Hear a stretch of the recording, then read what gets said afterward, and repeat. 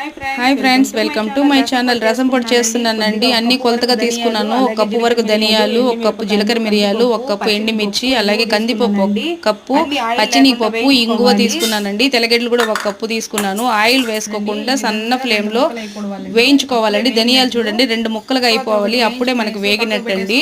అన్నీ ఒక్కొక్కటి సపరేట్గా వేయించుకునేసి ఒక ప్లేట్లోకి పక్కకు పెట్టేసుకోవాలి. కందిపప్పు కూడా బాగా గోల్డెన్ బ్రౌన్ కలర్ వచ్చే వరకు, పచ్చినిపప్పు కూడా కలర్ వచ్చే వరకు వేయించుకొని పక్కకు పెట్టేసుకోవాలి ఫ్రెండ్స్.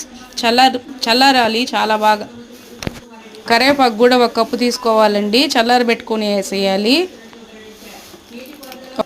ఒక్కొక్కటిగా మిక్సీ పట్టించుకోవాలి. చల్లారిపోయినాయండి. ఒక్కొక్కటి మిక్సీకి వేసుకునేయాలి. ఇందులోనే కొద్దిగా పసుపు, 1 స్పూన్ వరకు ఎల్జీ ఇంగు తీసుకున్నానండి. నేను స్పూన్ వరకు ఇంగు వేసుకోవాలి. కొద్దిగా వేసుకునేసిన తర్వాత పసుపు కూడా వేసుకోవాలి. అలాగే సాల్ట్ వేసుకునేసి మిక్సీ పట్టించుకునేయాలి ఫ్రెండ్స్. కరివేపాకు వేసుకునేయాలి. అలాగే తెల్లగడ్డలు కూడా వేసేసుకునేసి ఎంతో టేస్టీ అయిన రసం పొడి అయితే రెడీ అయిపోయింది ఫ్రెండ్స్. నా వీడియో కనుక మీకు నచ్చినట్టయితే please share and subscribe. Bye friends. ఒక లైక్ ఫ్రెండ్స్.